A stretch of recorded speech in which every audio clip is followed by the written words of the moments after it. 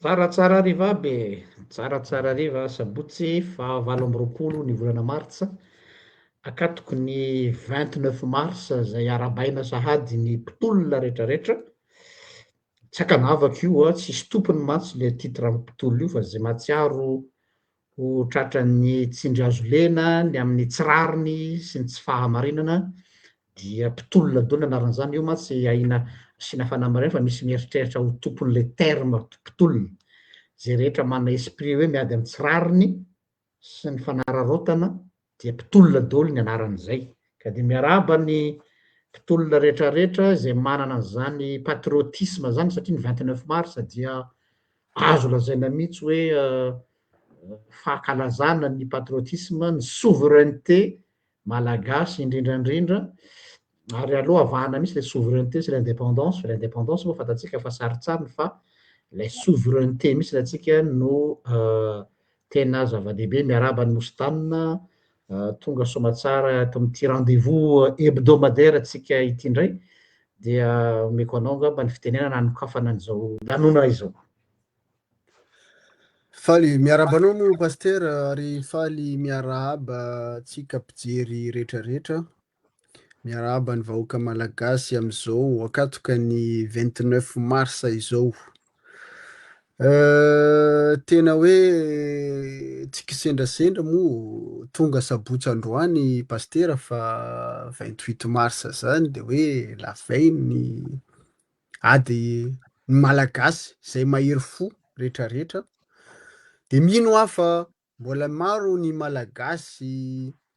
tena manana fo ho an'ny firenena, ho an'ny tanindrazana ao Madagasikara na aty ivelany zany. Izy moa natsidika anao kely teo satria misy olona indrindrandrindra moa ny tanora am'izao izay tena mametraka hoe ireo ny tena mpitolona. Aoka hazava ny resaka, aoka afantatra ny tantara ny tanora de hoe inona ny atao hoe tolona. Raha ny tolona voalohany moa nasongadina hatramin'izay de resaka hoe souveraineté Madagasikara, souveraineté malagasy. Na de miresaka souveraineté zany tsika aza adino fa il tsika be de be ny foko ao amintsika. Inona moa ny nandraindrain'le ray aman-drenitsika rehetrarehetra tanaloha na ny tonga ny soatoavina antsika hoe fihavanana mba ho isiany firaisan-kina amin'ny samy malagasy. Zay moa tena ijoroantsika mandrakariva paster hoe ahoana ny ametrahana zany firaisan-kina ny malagasy zay. Nefa am'izao raha mijery zavatra misy ao amin'ny firenena antsika, ohatra ny misy karazan'olona manomboka manao tsinitsinina zany firaisan-kina zany, manao tsinitsinina izany souveraineté-ny Madagasikara sy ny souveraineté-ny malagasy zay de ohatrany hoe lasa tsy zarizary zany hevitra zany. Ka io moa mbola mahatonga antsika mijoro androany hoe andao hijoro, andao hiteny, na dia nangina kely ary antsika teo somary nangina tsy niteniteny satria fantatsika moa fa rehefa miteny loatra koa indraindray de ataon'olona hoe mpanakiana, alahelo-kanina, titena, de aleo ny safidinangina isika. Safidinangina isika na zany na tsy zany tsy hoe manadino ny fahoriana misy ao Madagasikara, tsy hoe manadino izany ady zay mahafatifaty ny herim-potsika zany fa aleo misy reculer pour mieux sauter moa izy fiteny vahiny, mialana tsiny miteny an'izay. Fa androany raha iresaka antsika point roa na telo satria tsy niteny isika fa nanintsika le tsy niteny tamin'ny resaka nomination zay efa fantatra mialomo. Sasany moa miteny hoe olom-baovao inona efa fantatra mialoha herinandro mialoha izy no ho prime ministra.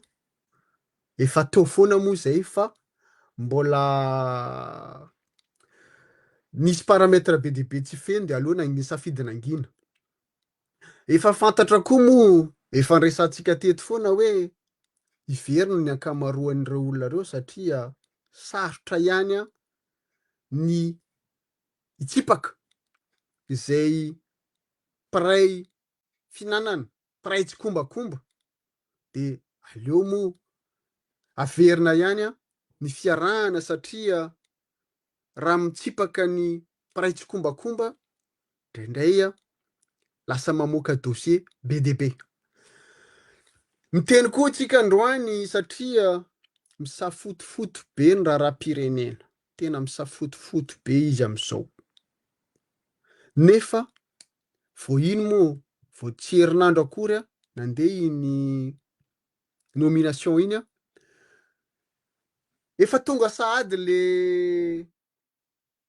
le ina moa le kilalao-njaza le ohatrany hoe fanambakanan'le malagasy. Zay zany nanisany zay mahasorena mahatezitra satria efa fananina ho tsy niteny tamin'ny resaka nomination efa fantatra mialoha dia tsy niteny nefa misy olona tea hanambakan'le malagasy ihany satria vao renome ony dia hoe niverina sahady vola be. Io manko magagana hoe niverina sahady no vola be. Alohan'ny antsika hiditra tsipirian'izany vola be zay satria resaka 4 millions de dollars moa izy teo iny 4 millions mahery de dollars dia hoe volan'ny ngarainy tany Maurice, le migadra tany Maurice dia hoe naverina.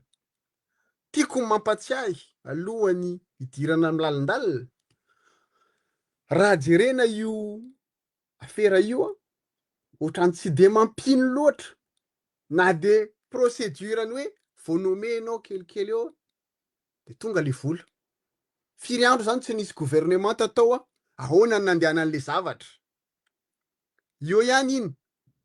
fa tsara ny mampatsiahy satria hisy ifandraisana amin'ity zavatra resahako ity manko le izy. Androany moa ny olona rehetrarehetra taitaitra amin'ny resaka Russie. Misy ifandraisana zany izy ity androany. Taitaitra antsika androany hoe resaka Russie. Ohatrany hoe iry zalahy tonga androany le fitondrana tonga androany nampatonga n'iry zalahy ny azakazaka tonga eo. Tiako ny mampatsiahy ho anareo mpitondra. Misy ny fondateur ny atao hoe Wagner. Iza moa izy Prigojine. Dia io rangahy io efa nanomboka nisy approche tao Madagasikara à partir ny mars 2018. Fantatsika hoe iza nitondra tamin'izany fotoana. Dia nisy société malagasy koa izay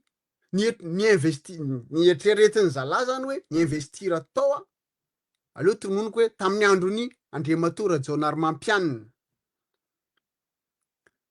Dia nisy accord tany nisy vola be tany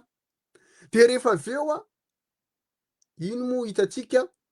rodana Andriamatoa Rajaonarimampianina dia io vola be io nisy niandrahandra teo taty aoriana nefa tsy tonga tao anatin'le fitondrany raika lahy teo zay nenjentsika mafy koa nefa anisany misy zavatra tsy nilamina ihany tao zany. Dia toy io fanarana vola be io maty zany le Andriamatoa Prigojine. Dia ireo Wagner lasa Afrika Corps moa izy zay raha tsy diso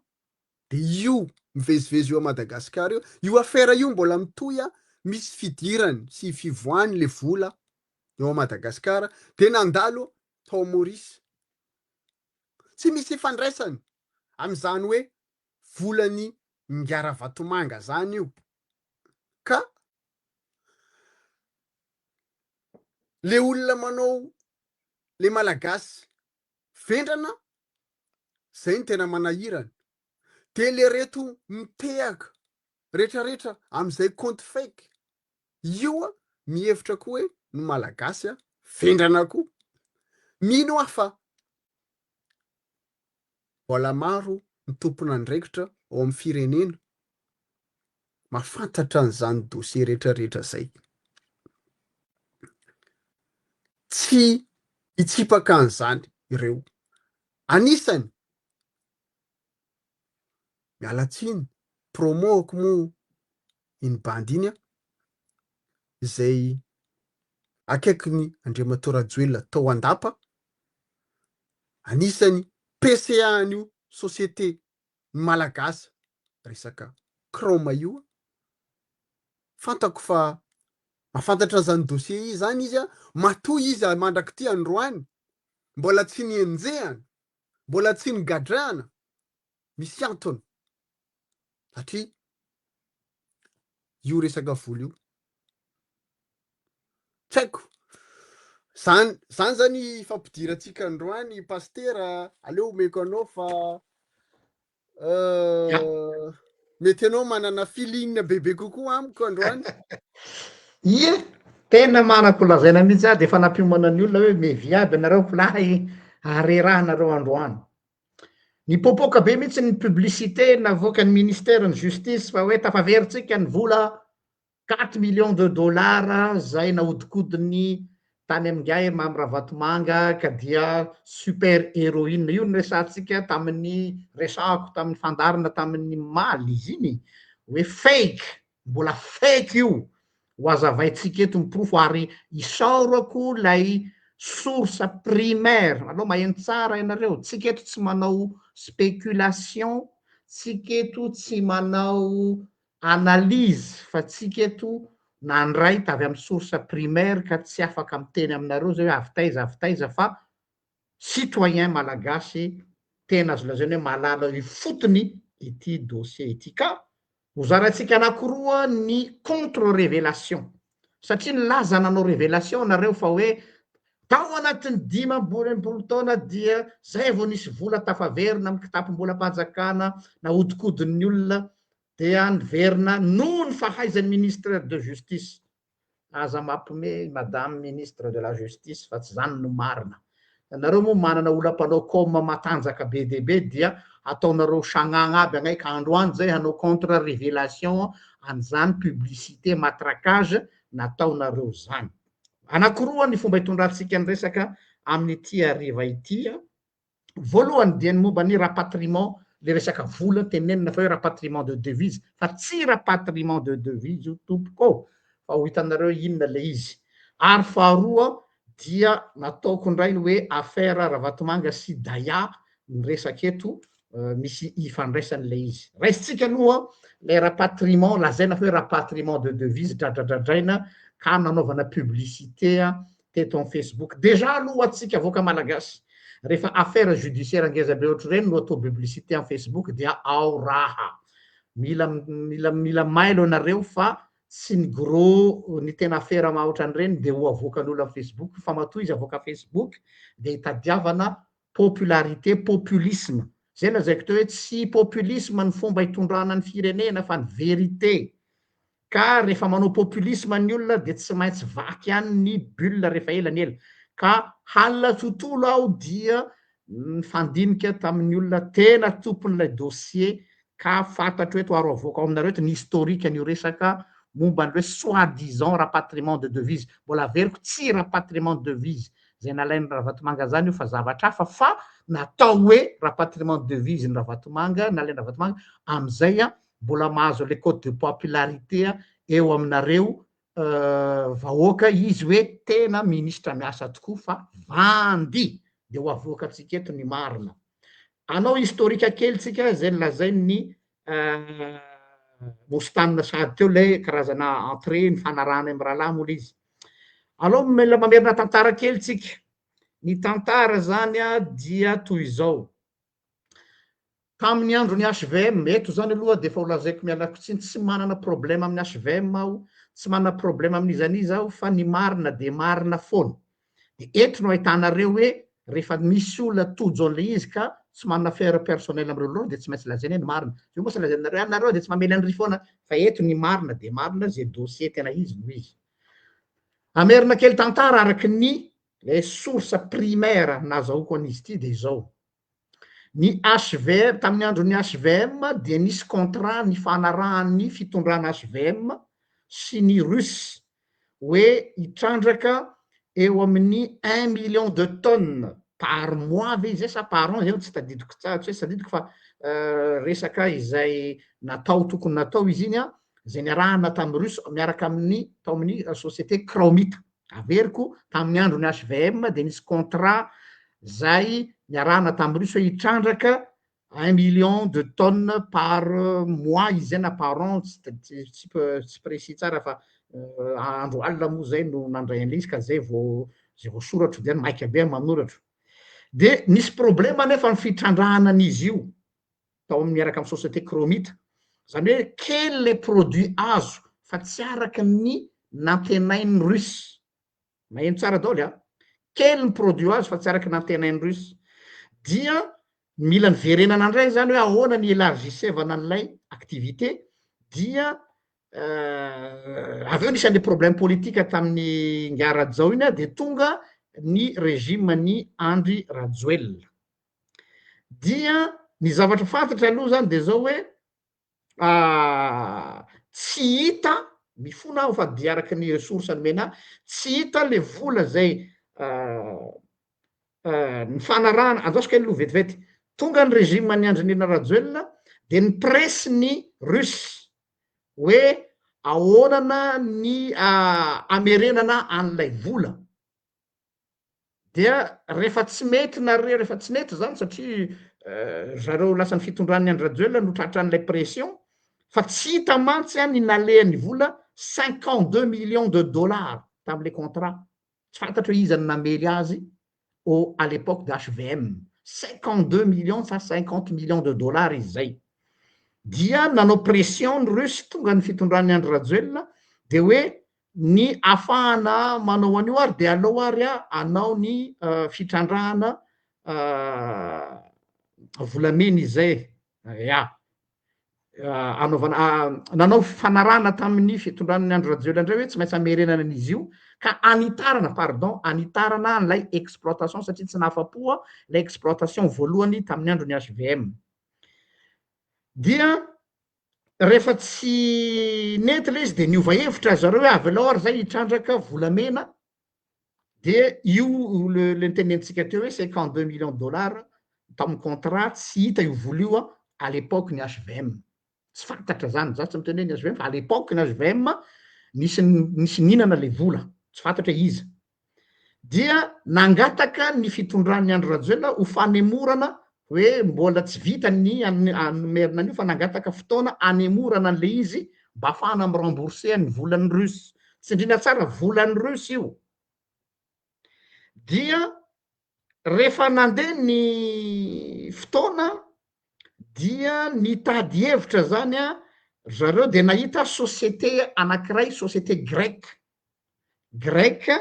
atao hoe Madame Minerals izy zay ivonina hitrandraka indray an'ilay société Cromita.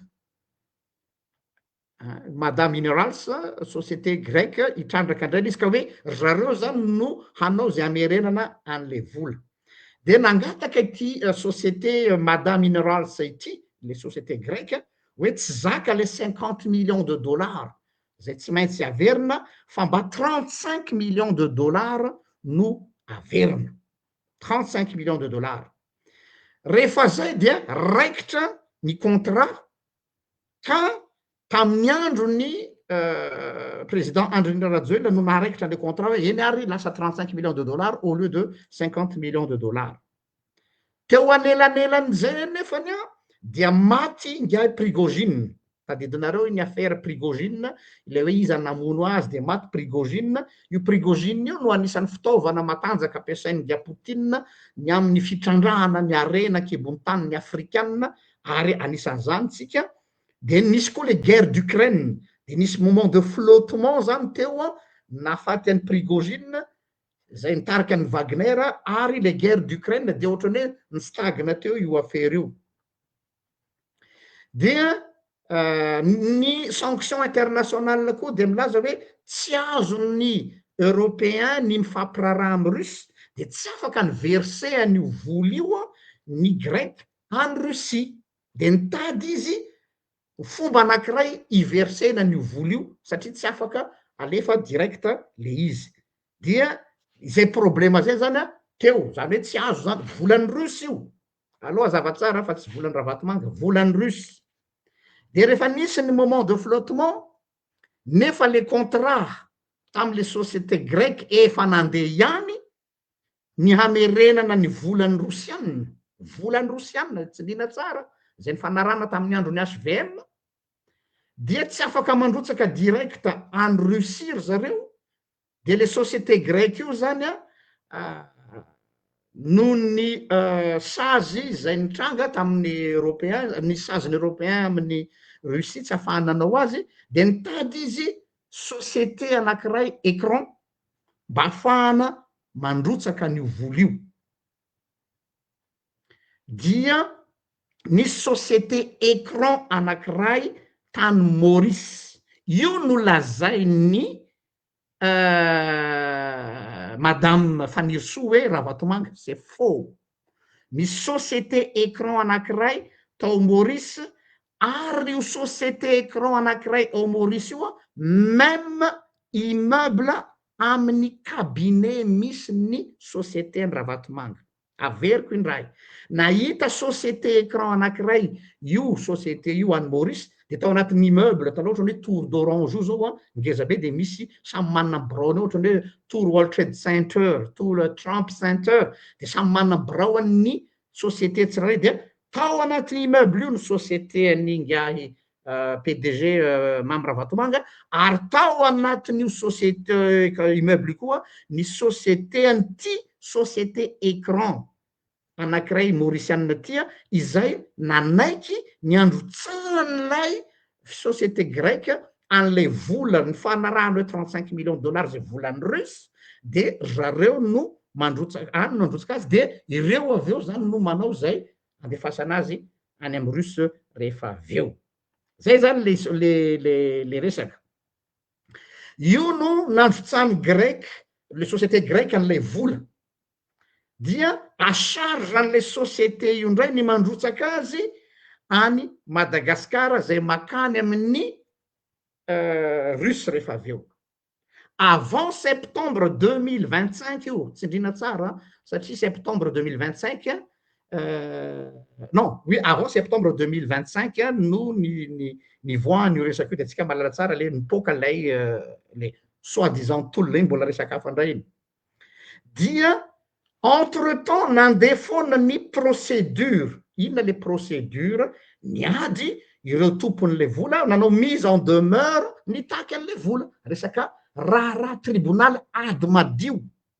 raharaha tribunal ady madio nandeha ny procédure momba an'izy io. Dia rehefa nandeha le mise en demeure zay tsy misy dirany madame Fanirso Ernève misy ty resaka ty.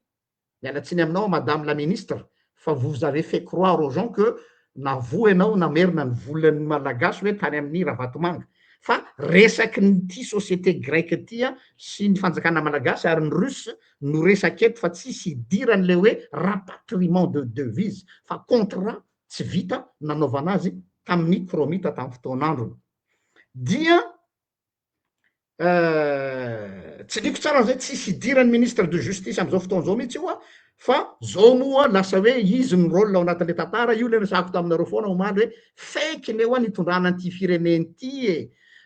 populisme nanaovana an'ity fireneny ty pour vous faire croire fa zareo ny tena rôle, nefany a aloha tsy tariko ny resaka. dia tamin'izay fotoana zay le nitonony mostanina teo ny DG Croma tamin'izay fotoana zay a malagasy MD mandat de satria nandeha tany amin'ny PAC le dossier zany hoe pôle anti corruption dia nandeha foana zany le procédure pénale dia rehefa nandeha le procédure pénale dia mipoaka le affaire refondation affaire tolom-bahoaka miaraka amin'ny GNZ nifanena zany concours de circonstance misy resaka vatomanga misy resaka tolona dia misy resaka dia rehefa nandeha io dia natahotra les sociétés nresantsika teo a les sociétés écran grec izy iny raha tsy diso a dia niahia les sociétés non les sociétés écran any Maurice hoe tsy anao an'io versement io zahay niato zany le versement tokony atao le versement io le lazainy madame Fanny Rsou am'izao fotoana fa io ny rapatriement de devise ce qui est faux tsy nanao an'le versement zareo saomatsy osy fangaro amin'ny affaire politique zay tsisy idirany zareo fa resaka business tamin'ny andro ny HVM dia nitohizany andro Rajoelina ary nilovainy refondation dia tsy nataony zareo le versement natao zareo sao de lasa misy fangarony resaka politika natao zareo sao de fa saringotra amin'ny zavatra hafa ka inona nataon'ilay société tany Maurice zay lazaiko tsara fa tsy société ny Ravatomanga fa société anankiray même immeuble amin'ny société ny Ravatomanga io moa sy safotofoto zao dia lazaina hoe ray petsapetsa ony nefa tsisy idirany mihitsy dia zao hoe ozy le société écran tany Maurice angalao ordonnance any amin'ny tribunal de commerce satria ady madio le izy mba hahafahanay misécuriser ny versement n'le vola dia nandeha io procédure io tsisy idirany ministre de justice tsy mihitsy io fa procédure efa nanomboka hatramin'izay dia nandeha lay fangalana le ordonnance tamin'ny tribunal de commerce satria ady madio dia niazakazaka ny conseil d'administration ny Cromit nanao ny procédure izay en parallèle n'lay resaka rotaka tamin'ny tolona teo dia rehefa nandeha zay dia déclenchement nahoana moa sy déclenchement ana procédure normale zany le izy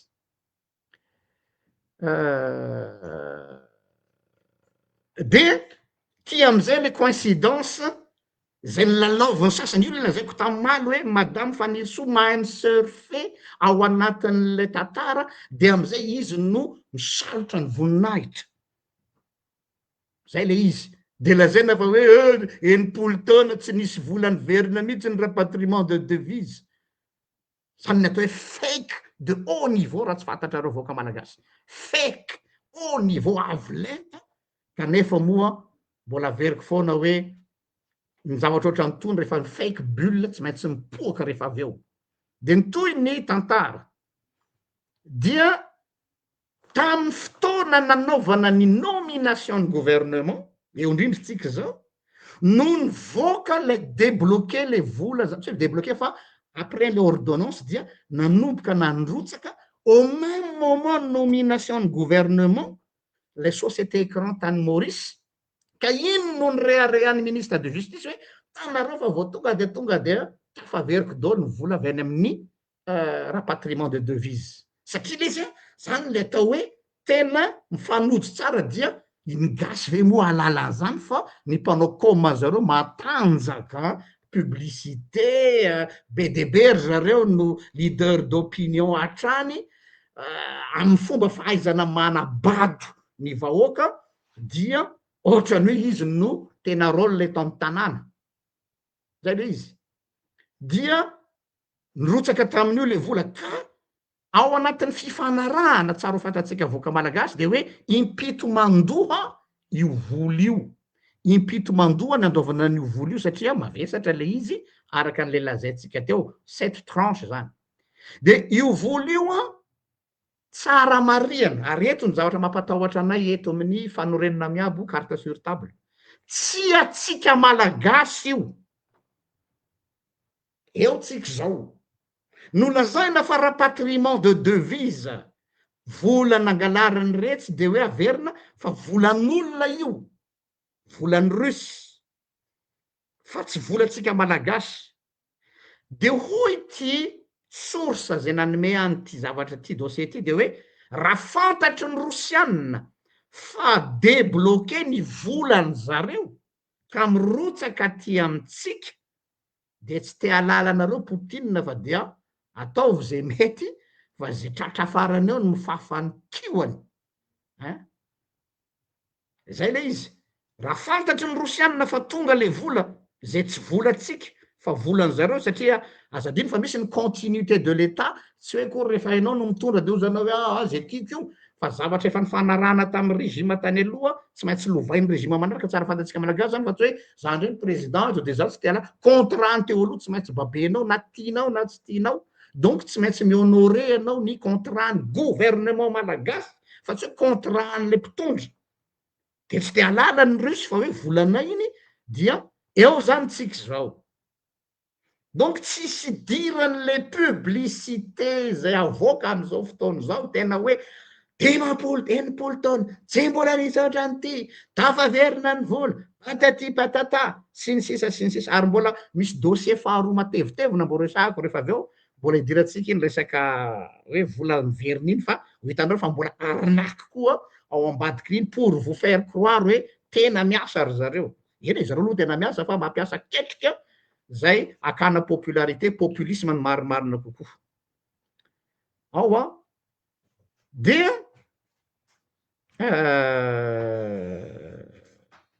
ny fanontaniana mipetraka hoe inona no ataon'ny russe le jour afantarany zareo hoe io vola io nefa tonga aloavo ny volan'olona raha tsy tady raharaha nareo manjaritsika gasy no mihinana ampangotsika eto ozy le namana anankiray zay ihinana nitady kirarotsika eto i Poutine tsy isangy aminareo so de vernareo fa pour de vos beaux yeux nandraisana anareo tamy Kremlin en affaires c'est en affaires les bons comptes font des bons amis olona tsotra ary tsika ary business is business fa tsy saka ny resany tamy fomba manotro ketriky zay tany Kremlin de ho tiny anareo bizo volan'io anazy io na marina na tsy marina peu importe contrat io donc vous êtes obligé d'honorer le contrat any am'zareo satria volan'io ka za tsy te alina za tsy miditra am'le hoe madio sy maloto c'est pas là le problème fa ianareo mivarotra sakabeloha amy vahoaka hoe natafavoaka an'le baolina fa tsisy baolina mivoaka zany fa baolina miditra ara zao misy idirana angahy tsika mianakavy hoe volan'ny rosianina no kepoatsika na ataotsika hoe ho antsika malagasy ary inona nanjoatsika mianakavy eto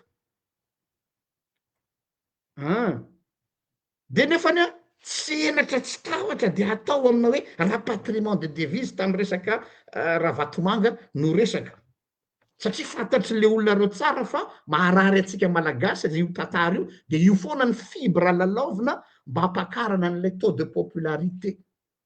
zay zany aloha ny plat voalohany mostanina manjary soa de tsy digeren'ny olona le izy fa mbola misy anankiray matevitevina koa avy eo rehefa avy eo a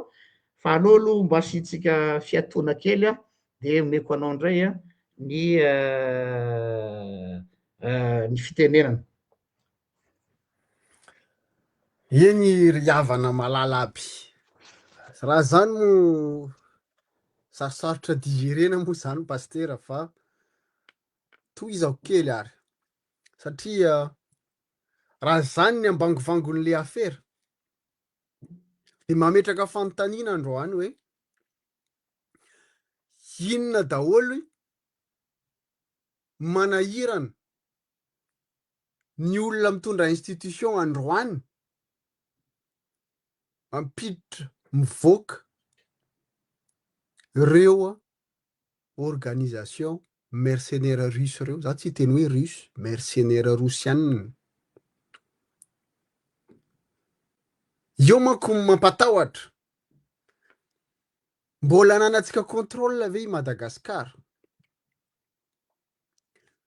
raha miresaka géopolitique any atsika isan'andro matetika io moa misy groupe miresaka mampirisika de hoe roainy frantsay roainy occidentaux roainy zao tsy haiko na miteny fotsiny izy reny avoaka rama ve sa sa ampitenenina fotsiny de miteniteny fatany fa tsy mahafantatra hoe inona ny danger, inona ny risque misy eo amin'io firenentsika io am'izao tsika miteny am'izao. Moreriny mitehaka fa président anay hanao miracle fa niomana am'izany ve izy? Androany alefa ny resaka misy te hamono, misy te an'izao, aza adinonareo fa noho io problème risy io tany amin'ny année 2022-2023 efa saika nisy ikasa koa amono zany Andry Rajoelina zany. Ary mbola any ny document miteny hoe nisy sambo izay hitondra fitaovam-piadiana andeha ho any Madagasikara tratra tao à la Réunion tam'izany fotoana. Tamin'ny mardi 22 novembre 2022. Le androany asiana indray le resaka hoe misy te hamono fa leksiranareo efa ny malagasy ny te hamono an'izany sa ianareo efa manomboka mikitikitika an'io fibre russe io de ianareo ihany mise en danger de lalaovinareo ny toe-tsainy fisainan'ny malagasy. Aza atao hany kosa le izy satria misy malagasy mbola tena tia tanindrazana, mbola miady ho an'ny tanindrazana de ararotinareo amin'ny ny adalanareo manenjika an'ireny olona reny ohatrany hoe te hamono anareo, te hanalanareo amin'ny fitondrana. Azonay ho an-tsaina mihitsy de hoe sarotra ny ialana eo amin'ny fitondrana satria mahatsapa, mahatsiaro, tsy en sécurité intsony ianareo rehefa miala eo amin'ny fitondrana satria misy zavatra izay tsy voa contrôle-nareo fa noho ny fitiavan-tena, noho ny fitiavam-bola diso tafahoatra ianareo ihany nanao mise en danger ny tenanareo de androany ianareo mila fahefana miaro anareo. Miala tsiny moa raha miteny an'izany eto, raisitsika exemple zany misy filohan'ny institution ray izay masaha manao super président moa izy fitenentsika anazy miteny chef d'institution miaro ny civil izay tsy fantatra inona ny andraikitrao amin'ny firenena. Io manko misy zavatra tiako anontaniana ihany amin'ny vahoaka malagasy sy indrindrandrindra koa ianareo ao amin'ny institution militaire. Misy olona zany mba sahirana, nisy nanahirana anazy tao amin'ny fanjakana de nisy niteny izy hoe andao anao hoentiko amin'ny olona desidera eto amin'ity fireneny ity de nieritreritra le olona hoe ho tonga ny avoloha androany iresaka amin'ny olona desidera eto amin'ity fireneny ity. Kanjo tsy zany ny seho lasa tany antrano zay olona zay de niteny hoe mbola matory izy miala tsiny fa tsy afaka mandray anao izy androany. De le olona ary gaga hoe za tsy hanao ny anarana an'le olona fa mety efa fantatra anareo daholo zany desidera zany. De le olona rehefa avy eo nieritreritra ihany hoe ity ve ny olona desidera eto amin'ity fireneny ity, de ity ve ny hanavotra anahako. Tena mety possible desidera satria misy filohan'ny androm-panjakana mihitsy ny joro izay manenjika ny manamboninahitra malagasy tsy menatra mandainga reo moa fa tsy tenenina ntsony le fandaingana satria raha ny teny zany colonel Patrick tsisy vahiny antsika eto Madagasikara hoe anenjika ny Andriamatora Vatomanga izany kolonel Patrika zany. Anisan'ny fanenjehany zany kolonel anisan'ny fanenjehany zany kolonel zany a any Ravatomanga na tonga anazy nitsoaka. Androany magagana misy androm-panjakana miteny hoe kolonel Matahotra nitsoaka. Sasany moa le olona le ry moa miteny hoe le olona mpiaradia aminy hoe kolonel Sarombavy. Magagana tao anatin'ny institution, tao anatin'ny assemblée nationale io efa 4 taona io olona io tsy mbola nijoro na indray mandeha amin'ny mahadeputé azy niaro niady izany Ravatomanga zany, nefa izy manana immunité parlementaire. Androany izy miseho milay manenjika an'izany kolonel zany, nefa fantatsika tsara efa nitenenin'ny kolonel hoe ireo dossier rehetrarehetra reo izay nangoniny anenjika an'izany olona zany tamin'izany fotoana nangatahany izay olona voatonontonony pastera teo mbola taty exilé taty andafy ny talao nangataka an'izany dossier zany tany amin'ny kolonel Mikael mba hanenjena zany Ravatomanga zany. Mbola tsy tenenine koa ny ao tao ambadika an'izany fa iny le nanangana association de ireo ihany miteny rehefa aveo hoe tsy maintsy misy olona any Maorisy tsy maintsy manenjika anazy de natao prête-nom zany de nomena an'le olona le dossier. Androany de miteny daholo ny olona hoe tsy nisy ny tsy nisy nijoro raha tsy io olona io. Fa iza ny adalenareo re olona iza ny adalenareo am'ty fireneny ty zafady sa hoe ny lainga nitenenina omaly efa tsy lainga ntsony androany, sa hoe rehefa nareo miteny an'le izy de manana science de la vérité. Tsisy moa tsy miteny zany tenenin'ny kolonel zany hoe tsy marine zao hoe rehefa tsy marina ny teneniny, rehefa hitanareo adaly izy miteny, maninona moa inareo manenjika anazy faran'izay mafy indrindra am'izao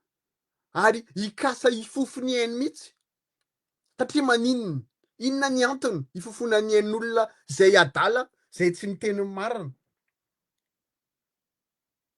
Io moa tiako todina manokana amin'ny institution militaire todika amin'ny chef d'état major. Frère d'armes ihany ianareo tsy hitako ny tsy joronareo miaro izay frère d'armes aminareo, na inona ny nataony na inona ny nataony anjaranareo tsiraray mijoro androany.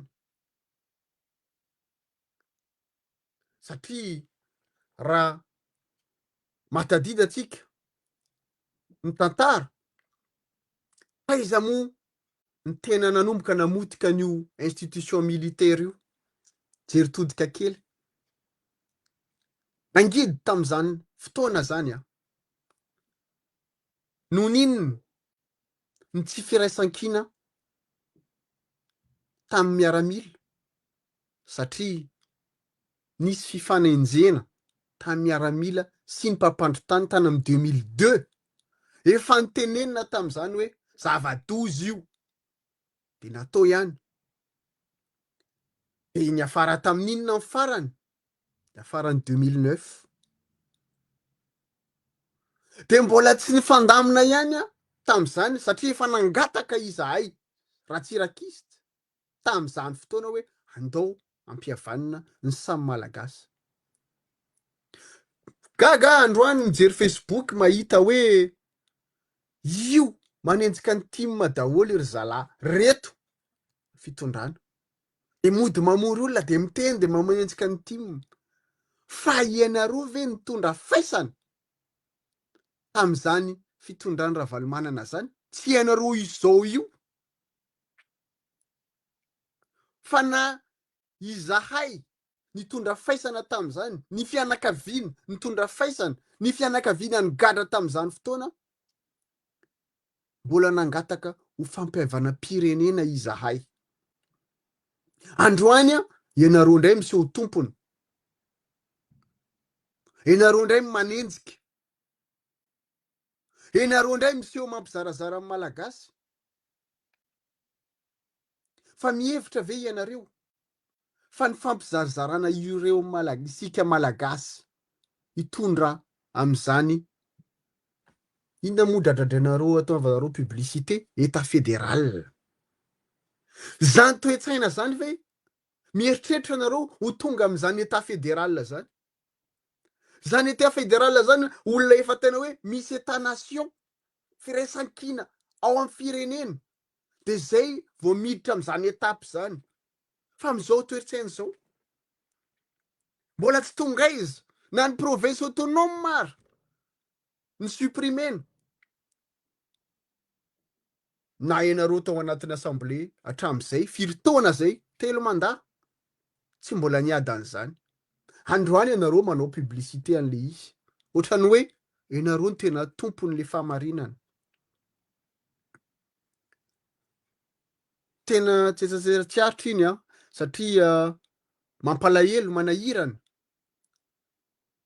le tandroka ary ny vozona lasa fampizaram-bazana amin'ny malagasy, lasa fiantsiny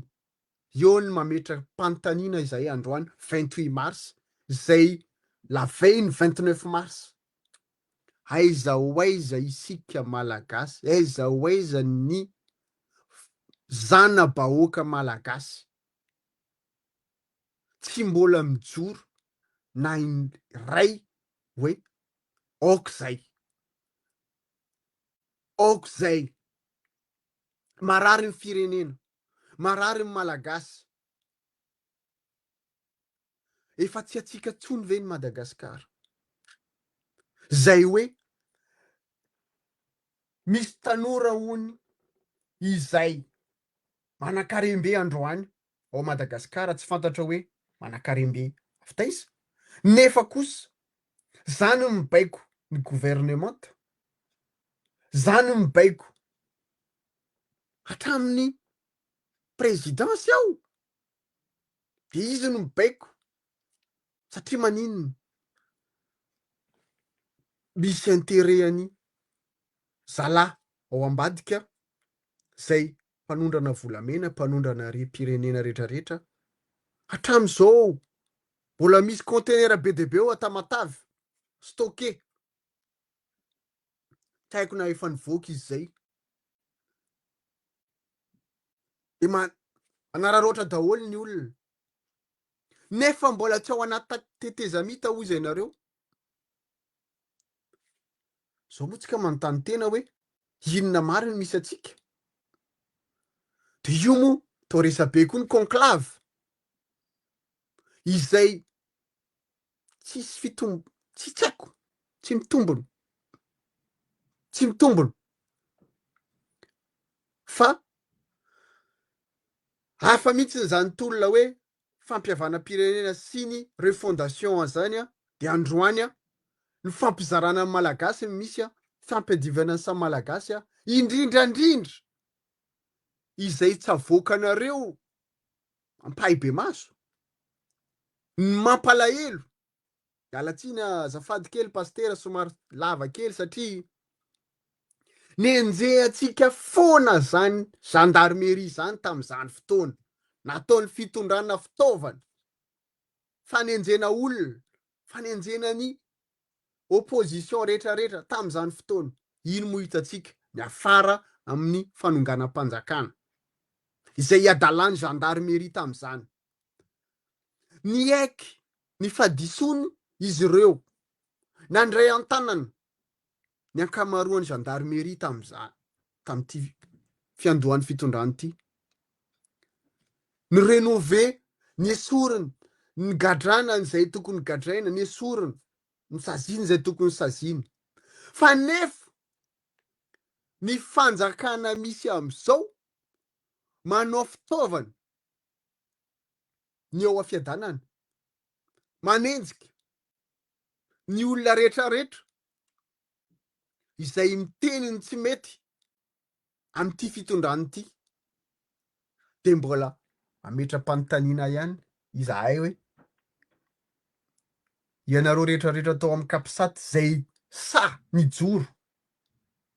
tam'izany fotoana hoe tsy mety ny nataony gendarmerie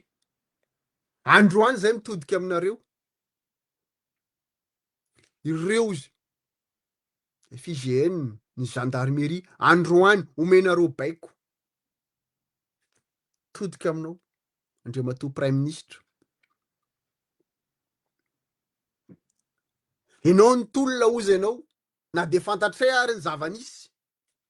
naka sary tery ianao nitolona noho ny etraketraka ny gendarmerie ianao koa moa avy gendarmerie izany ve ny zavatra nitolomana androany io miseho olona be de be voasambotra ao fiadanana io matory ampilaminana ve ny sainareo am'izany sa hoe anay ny fitondrana androany a izahay mitondra zahay mahay ny tiany atao zay mihitsy ve hitondrantsika anazy raha izany moa de ifankahita etitsika fa tsy hijanona ity zavatra ity zay no ny ahako pastera fa veriko any aminao le fitenenana ena miditra amy série faharoa ny novelasy tsika politika izy ty fa tsy tantara fa tata politika zao le izy ry zareo a tsy voafehinareo le firenena de rehefa tsy voafehinareo le firenena dia manao politika na populisme nareo a pour vendre amy vahoaka hoe voafehinareo le izy nefa nareo matory eo ambony bombe retardement zay zany ty resaky ty tsy voafehinareo le firenena reninareo mifanopa reny tao andapa hatramin'ny olonareo amy Facebook ara nanamafy an'izany aiza mbola nisy an'izany hoe nomination na gouvernement de mandeha daholo ny menasy sy ny hoe misy olo efa favonina teo de nisorona ny sezany nareo a tsy voafehinareo le izy fa amidy ety ivelany hoe de asina populisme io zao resaka rapatriement de devise zay laingy ty ny zavatra anankiray zay tsara ho fantatritsika voaka malagasy raha mandikinareo amin'ny Facebook dia misy zao zany lazako antsika malagasy a tsy hoe rehefa misy olona manao publication na sary tsara tarehy be eo Facebook de marina de hoe tena tsy afaka mihitsy ny Aravatomanga tena tsy afaka mihitsy Aravatomanga tena zao tena de hoe tena manao be le ministry ny justice mba fantatrareo moa no marina amin'io tantara io androany izy ho lazaina aminareo mba ho ary ilay affaire Ravatomanga PDG sy le rangahy anankiray tsy hitanareo mahagaga ve hoe natsoina hoe PDG koa ny anaran'le anankiray zany hoe te faninana am'ry zany izy na te éliminer an'io izy zany no te ho PDG pour éliminer Ravatomanga tsika moa mahalala tsara hoe ampitovy eo izy amy manana orinasa tena manana titre PDG izy tsy manana orinasa de PDG bon io moa titre am'izao PDG afaka tononona daholo zany fa ny tiako atongavana matoa manao ny introduction de zao fa maninona ngiahy Ravatomanga mbola any am-ponja de nareo zao mieritreritra hoe satria madame Fanirson tena miasa tsara tsia zao ny fandehan'io tantara io am'izao tsika miteny zao navoaka ny transparency internationale le article le momba ny affaire Bérangère sy gouvernement malagasy araky ny voalaza ny transparency internationale de misy proximité fifamatorana akaiky entre ngiahy Paul Bérangère sy monsieur Koufali Daya pour des histoires entre eux zay tsy idirako fa efa hitanareo mandehandeha agny le izy notre soi-disant héros national vendu par monsieur Cité Radena Somiek, soi-disant héros national, dia toa misy fifamatorana amin'ity Paul Béranger ity sy ny zanany vavy. Iny io afery io nareo mahalala karokaroa tsarany. Fa araky ny resaky ny transparence internationale sy le zavatra miseho eo dia misy zavatra ifandraisany reo ka il paraît ataoko conditionnel fa misy dette morale envers anazy ireto famille Béranger reto. Io en politique il faut savoir investir dans le futur. Asarazonareo zany hoe asiko soa ianao fa ny tena marina tsy asiko soa ianao fa investissement iny ilako anao raha fakapitso satria efa misy tranokala apetrako tsara zay avo afatotra anao tsy afaka hiala ary tsy maintsy manao tamberina amiko ianao amin'ny fotoana zay lavako anao. Izay le zavatra misy eto satria Ngia Béranger dia ao anatin'ny fitondram-panjakana maorisiana teo dia tonga am'izay ny fotoana nilavany azy eto.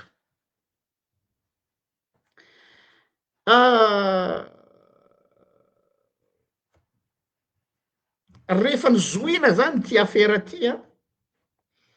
dia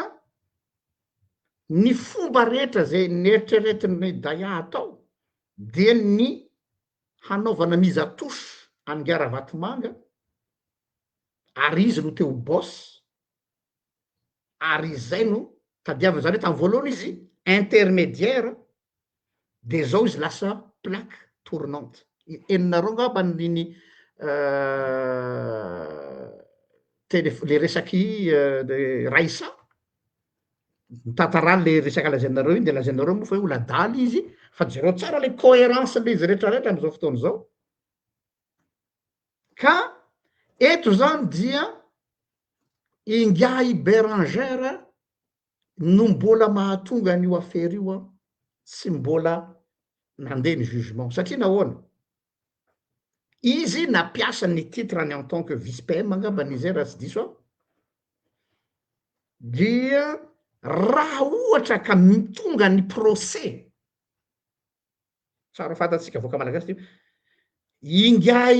PDG numéro 1 ndray PDG numéro 2 raha tena tonga ny procès dia araky ny tatitra tonga ty aminay de hoe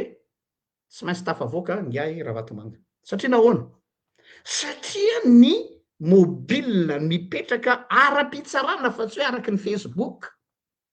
dia tsy mari-pototra ara-pitsarana ny resaka eto. Donc zany pour l'instant ny zavatra azo zareo atao de ny mampiemotra an'ilay tribonaly mba tsy hanaovana le tribonaly satria fantany fa raha tonga ny tribonaly dia fort possible ny hatafavoaka ny Ngia Ravatomanga ary fantatry zareo tsara fa raha tonga io tribonaly io satria ils savent le contenu du vrai dossier dia ho tafavoaka io rangahy io noho ny antony contenu ny dossier fa azadino fa i PDG numéro 1 ka c'est l'homme le deuxième fortuné de l'île Maurice. Zany hoe anisan'ny iankinany ekonomin'ny Maurice io rangahy io. De nareo ve mieritreritra fa ho atakaliny Mauriciana ny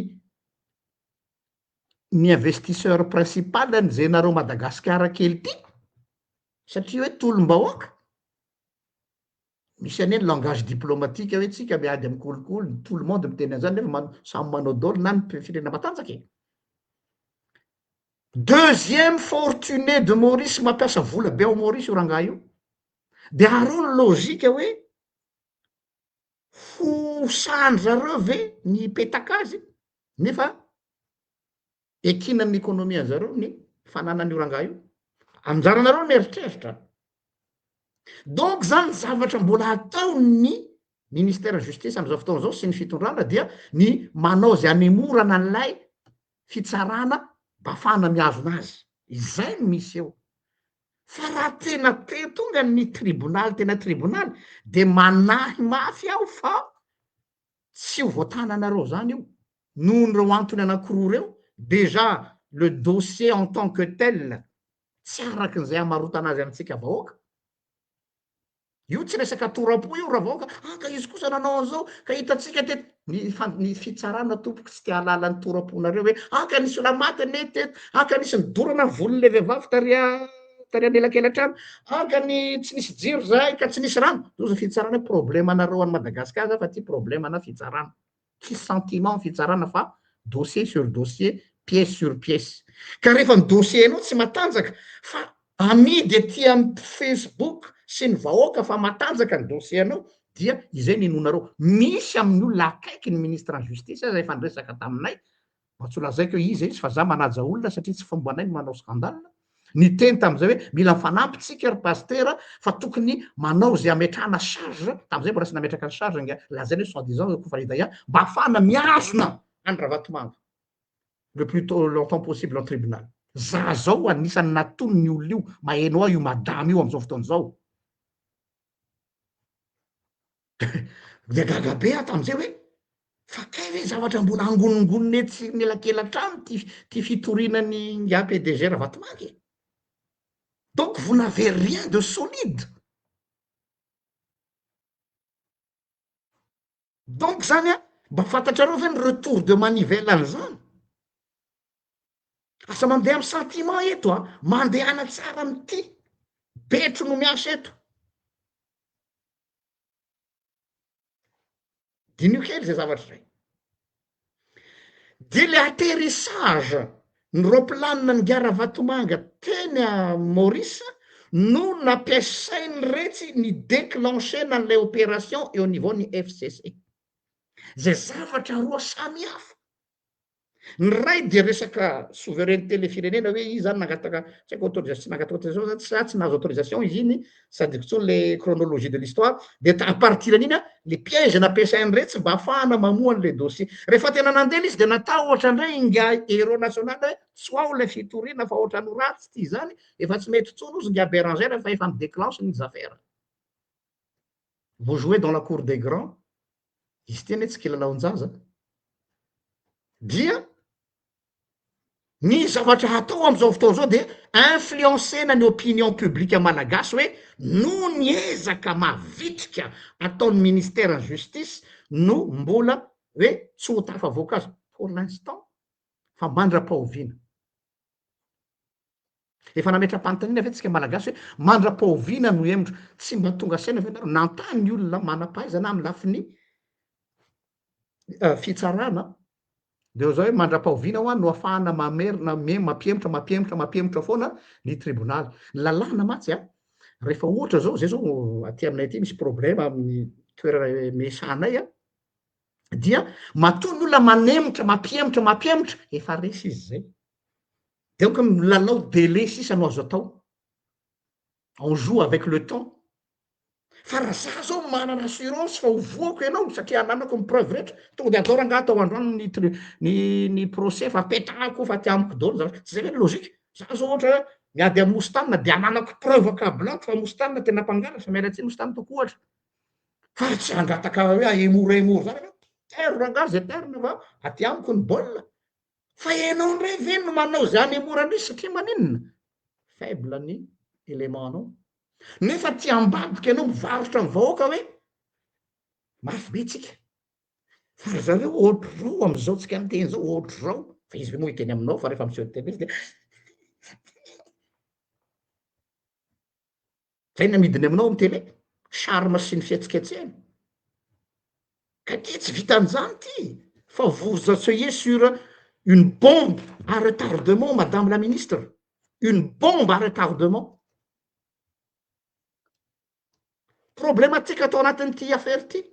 1er décembre 2025 ny état malagasy ny mandaté ny cabinet d'Antan Maurice efa hitatsika am'le article mandeha an'iny a ny dossier ny PDG numéro 1 avako tsara zany 27 décembre ny PRRM amy révoquer les mandats sans motif am désigner ny Sele Sebarut de Glover Chambers 27 décembre. De mahagaga ny ministère justice zany mitahiry miazona n'ilay mandat, ny PRRM révoquer an'le mandat. Qu'est-ce que ça veut dire vahoaka malagasy? Ils ne sont plus à l'unisson zany dikan'izany. Ça veut dire que troublena ny fitondrana. Ho ratsy ty madame la ministre. Mbola azonareo atao ny manakaraha mampanao influenceur sy miresaka zany ny filazako anareo de régime fake ny régime anareo. Régime milalao influenceur. Zay mo soa misy any merci Mark Zuckerberg fa zay tsy nanam-bola mandeha télé fa eto Facebook zay ny manararoatra. Eto zay mampirokatra ny masontsika malagasy hoe hanakory ny toy ty dossier ty. Fa hafa ny zavatra amidy aminareo eto amin'ny Facebook, fa hafa ny tena revy any ao ambadika eo. Fa raha ny fahalalako, ny hery ananany reto ministre justice efa tokony nanao mise à mort ny Ngara Vatomanga izy efa ela, fa maninona no miemotra foana? Pourquoi? Satria mitady ny fomba rehetrarehetra, mitady ny hevitra rehetra hanemorandresy fa ho rasy. Ka ity ho lasa tsunami. Olombelo le olona Chine reo teo igny. Retour de flamme an'io tsy te ahita aloha. Hanakory?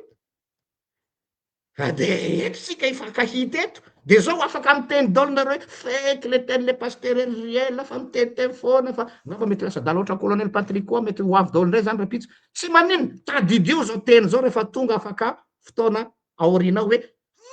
zalahy efa nisy ny teny tamin'ny 28 mars raha tsy diso aho mba manana archive. Fantatry masy fa ho avy daolo ny sous-lieutenant manomboka Androany rariva. Lève dans 10 minutes aux sasany. Lève dans 1 minute hanadio rano. Alefaso leroa. Tsy olona io, any aminareo ny fahefana. Fa zao fotsiny, aleo ny tantara no ilaza azy. Mety manao démagogie angamba ny RG l'être possible. Fa prenons le temps comme témoin. Prenons le temps comme juge. Et on se retrouvera d'ici quelques mois. Tilo information tsara ho fantatrareo. Na tonga le affaire mbola mitarazo koa de satria Ngia Bérangère mbola atao nametra-pialana raha tsy diso monsieur Bérangère il y a quelques jours. Inona ny impact an'izany amin'ny dossier Ravatomangy io?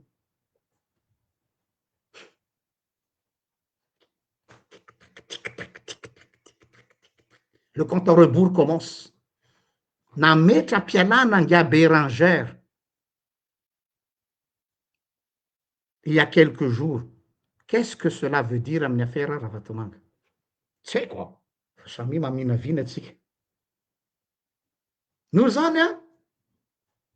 dia samy ry vahoaka malagasy ny anay ny afatra eto, ina moa mahatonga anay manao an'izao hoe contre révélation. Satria fake no amahanana atsika. Fake. Dia zareo moa manam-bola, zareo manan'olona be de be armé de fake et de leader d'opinion mitsangana aby ty zay de zay ry aty faritra Fianaratsoa bande rouge moa izy zay de ty anany zao. Zany hoe fandrahonana sy fake sy vandy no hitondra fa ny vandy tsy maintsy mipoaka rehefa indray andro agny. Et ça vous arrange les pendant un certain temps fa après ka dia samia mieritreritra mandiniky tsika hoe ohatra ny varotra sakabelo reto a. De nareo fa nefa niobo daholo hoe osana osana. Fa io osana osana io rapitso. Omboy omboy. Teniko eto zay. Anareo mianakavy nanao osana osana androany io. Tazomy tsara ny osana anareo raha tena mandeha amin'ny conviction nareo fa aza manao hoe tsy ina moa le filazan'le fiteniny zay hoe tsy manompo andrina reraka. Tsy mitaingina soavaly maty. Raha tena convaincu nareo any amin'ny position nareo fa tsy hoe tratra an'ilay mouvement tazomy hatramin'ny farany ny osana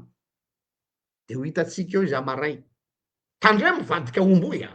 be de eo raha vao manao omboy a osana foana zay osana hoe merci merci merci tsisy ohatran'ity ao anatin'ny dimy amby enimpolo taona verina ny vola zay lazaina fa hoe rapatriement nefany a tsisy idiran'izy mihitsy fa dia izay moa ny fahaizany zareo mampita an'le izy fa dia zay ngambany aloha fa mbola manana zay ny tena plat de résistance ny eto fa mbola manana zavatra kely ampina rehefa avy eo fa averiko any amositana indray raha ohatra ka te hanampy izy eny paster apitsika kely fotsiny fa efa mandevo fotoana de efa adiny ray sy folo ary zao dia eo am'le ozana manko mahagaga ana hoe fanontaniana indray ty teo moa tany amin'ny miaramila fa zao mitodika manoka ny vahoaka malagasy rehetrarehetra mbola misy miteny hoe manankolona manao démonstration de force zao moa fitenin'ny zalahy izy hoe io fa zay mananao démonstration de force fa mahazo vahoaka firy ny fitondrana nisy teto a Madagasikara firy ny omby maty mampalahelo le omby ndray tsy manatsino maty fa tana mpinanana ny malagasy tsy mety voky de mivory foana isan'andro de mitehaka io ny tiako asiana teny kely de rehefa aveo a isika mametsiny ihany raha nisy fitondrana namono omby tsy mihoatra an'le teo aloha zay de androany a mbola manohy ihany de hoe nefa fanovana maka izy fanaovana olona sa fanovana toe-tsaina androany be de be ny gasy tena mafana fo tena te hijoro avo enjika avo menasy de io ny sasany moa mahazo vola androany a mahazo henin'omby a mihinana hena ritra de mivory de manao démonstration de force de manao teny tsy fihevitra amin'ny samy malagasy nefa rapitso raha afaka pitso tena mety hoe raha tena mitaky fiovantsika pastera asiana prison goavana be eo a Madagasikara aloha zay fahitako anazy aleo a alohan'ny miditra am'le tena hoe fampihavana pirenena tena izy a be de be aloha ny réédukena any amponja tsy hoe aloha tenenina androany le izy 28 mars satria ohatrany misy olona be de be efa matsapa an'le izy efa tonga sainane fa mody gegy mody adala ne ren'olona reny ny tena tokony réédukena aloha le hoe ny sansiny tena prison ny atao fa tsy famaizana fa am'le hoe sansiny prison aminay mpanao lalàna manko hoe ny sansiny prison ane centre de rééducation e zany ny tena izy fa tsy le hoe alako bika tsy tiako tare de ho gadraiko ohatra ny ataon'ny sasany am'izao de hoe miaro ny sezany fa raha io zavatra misy eo a Madagasikara io a ny centre de rééducation aloha tenenina androany tsy mba tenenina hoe rapitso hoe valifaty politika nene efa ao anatiny tondro zotro zay aloha tenenina satria misy olona tena mody gegy mihitsy ao amin'io firenena io nefa mba eritreretana hoe manana diplôme sasany moa efa resa be am'izao hoe manana doctorat reharehanareo daholo hoe manana doctorat zany docteur zany a nefa ny firenena marary tsy ahitanareo fanafodiny sa intsony izy ty diplôma commercial ve izy ty sa tena hoe fahaizana ery amy tambazotra izy zalahy mampidera fahaizana mampidera diplôma nefa ny hevitra voaka sy zavatra tenenina tsy mitondra vahaolana eo amin'ny firenena. Nefa mba miaraka amin'ny fitondrana ihany, ohatrany hoe raha mbola hiteny hoe gestion de carrière mbola eo fa ohatrany efa tsy gestion de carrière ntsony ny sasany pastera mialatsiny mitena an'izany, fa tena hoe gestion de portefeuille. Atony misy hoanina androany a, atony misy vola, aleo aloha biziny, aleo aloha inany, avela ho any zany rehetrarehetra amin'ny principe sy ny tariny zany fa tsy hamoaka ny Madagasikara, tsy tondratsika zany. Sasany moa tena hoe lany vola be de be izy io nandritra ny fotoana na désert politika anazy tsy teo amin'ny fitondrana de mamerim-bola izy androany. De tsy maninona le vahoaka malagasy izay tena efa mijaly de mijaly ary tena sahirana. Zay aloha ny androany pastera tsy toy lava be ny anahako fa todika ihany ampatsiahivo kely fotsiny hoe ho anareo miaramila tompony andraikitra, raisiny andraikitra. Misy rahalanareo zay miantso vonjy, miantso ainareo rehetrarehetra andray andraikitra amin'ny firenena io. Nefa io ny zava-misy. Androany anareo manompo olona, manompo vola. Tsisy olona tsy mitady vola zany amin'ny fiainany. Tsy efa mba nahazo ve nareo hatreto? Aleo ajanona am'izay, andao mba ho an'ny firenena am'izay, ho an'ny tanindrazana, ho an'ny taranaka. Zay fiangaviana ho any aminareo. Zay ny anahako pastera fa misaotra anareo. Ya, amarina koa tsika efa araky ny fanarahantsika moa hoe tokony tsy ohatry ny adiny ray sasany arak'izay azo atao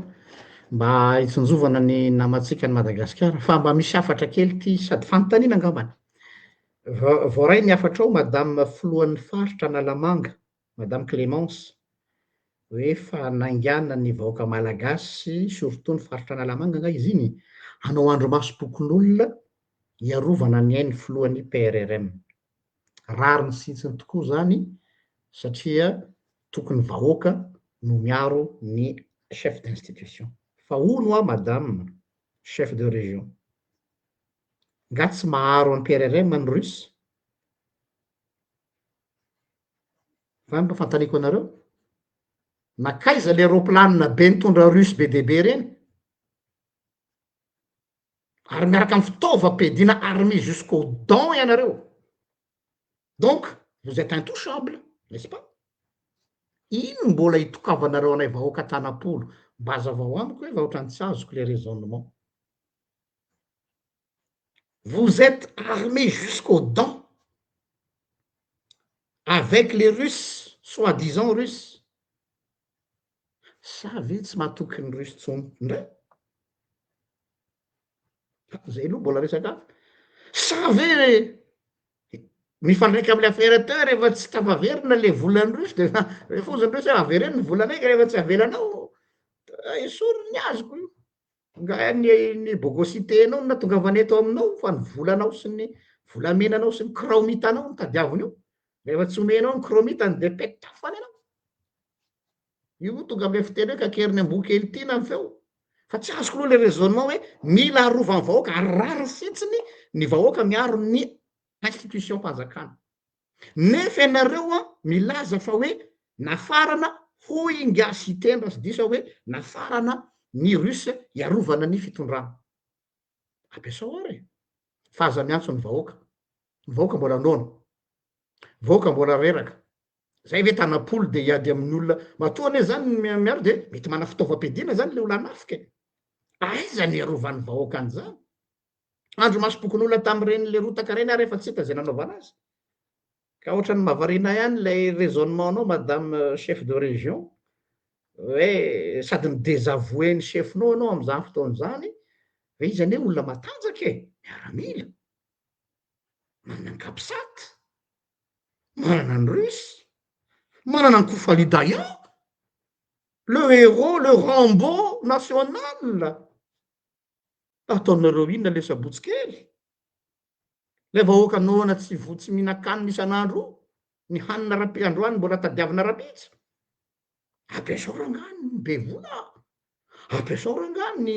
ny basy a ny fitaovanareo sy ny rusiny fa aza mitady vonjy aty amin'ny olona reraky ny anoanana sy tsy ampy sakafo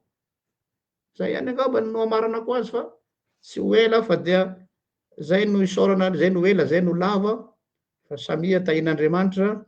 ny farany ny afatro farany dia 29 mars rapitsa rovoaka malagasy tolom-bahoaka nataon'ireo razam-bentsika tamin'ny MDRM miantso ny vahoaka malagasy aho hoe engane mba tsy ho raraka tany rano reo razam-bentsika miady mafo atsika noho izany ireo tsy valahara rehetra fahavalon'ny firenena de tokony raisin'ny vahoaka malagasy any tanana 29 mars tokony hamelona indray ny fitiavan-tanorazana ny patriotisme ny souverainisme zay voizinay eto amin'ny GDLR moa zay nanay ny slogan nay souverainisme am'izao fiteny zao dia voaitsakitsaka ny souveraineté nationale au détriment ny olombitsy makasitraka tompoko lahy makapela tompoko vavy mirary era weekend finaritra ho atsika rehetra ary bon dimanche ho atsika rehetra mandra-piona indray Oi, mandra-piona Daoly veloma mandra-piona